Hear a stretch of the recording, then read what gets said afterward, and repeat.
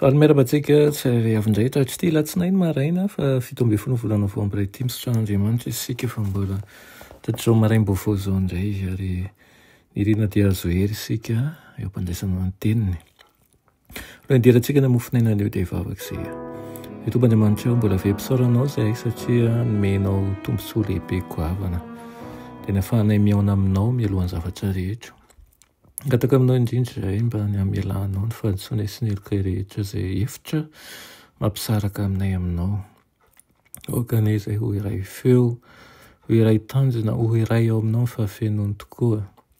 Ka na ny fanirinay aza dia avy aminao avokoa.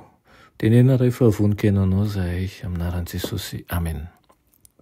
Raha tena mofinainantsika androany dia manao fitahiana vaovao hatrany ny alaina amin'ny Salamo fa 2:112 manao hoe: nahoana mitanondrika ianao ry fanahiko, ary nahoana no mitoloka ato anatoka ianao? Manantena an'Andriamanitra fa mbola hidera azy ihany aho. Izy no famonjena ny tavako, sady Andriamanitro. Amen.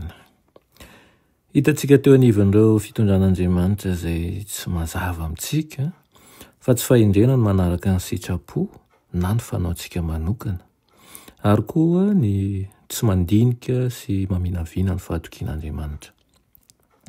Tsapako fa isika dia olona afaka mahatakatra ny toe-pon'ny andaniny sy ny ankilany ary afaka mifangoraka ampiraisy ny fahasoavan'i Jesosy Kristy isika ary amafisiny amin'ny alalan'ny fahoriana eo anatin'ny fifamatorana sy ny fangoram-po kristianina.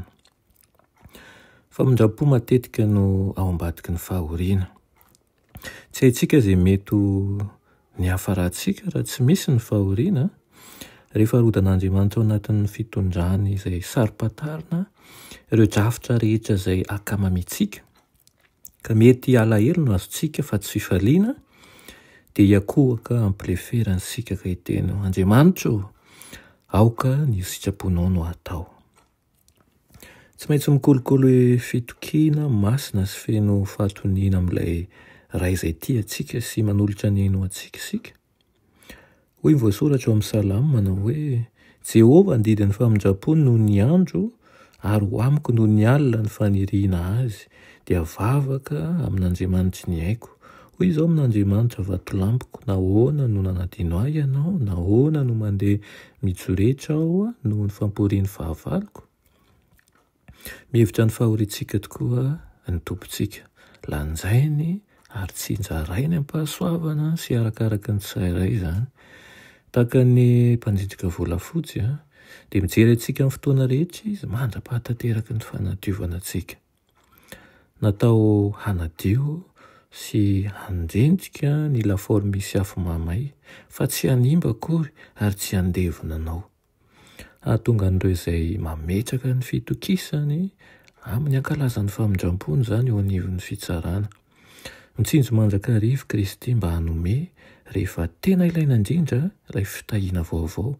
Tanjaka amin'ny koa ihany koa amin'ny ora izay mampalemy ary fanampena amin'ny fotoana izay misy loza ary namana ihany koa amin'ny fotoana izay mampandrery antsika. Ary ihany koa fangoran'olombelona sy fangorana avy any ambony amin'ny fotoanan'ny alahelo. Ody any amin'ny fonenantsika isika, nanangana tanàna ho antsika ilay tena tia antsika ka maty ho antsika. Jerosalema vaovao no toerana ialantsika sasatra, tsisy alahelo intsony any amin'ilay tanànan'Andriamanitra, tsy misy fangirifirina intsony any, tsy misy tomany ihany koa noho ny alahelo any. Tsy hore ihany intsony izany hoe hiram-pisaonana izany noho ny fanantenana rava sy ny fandevenana havatiana, fa hifaly sy hiravo miaraka amin'ilay tompontsika isika. Aokany hikolokolo fahatokiana sy faharetana isika mandra-pahatonga an'ilay tompontsika eny amin'ny rahony lanitra. Amen. Ny Tomban'Andriamanitra eo mbola misaotra anao ny amin'izany fampanantenana ny eo amin'ny hoavinay izany sy mangataka aminao mbola eo aminay ny faharetana. Ka mihetraka ny mombanay rehetra ao am-pelantananao izahay, na mandalo zavatsarotra aza hitoky aminao ny fahafenony. Anaran'i Jesosy. Amen. Anna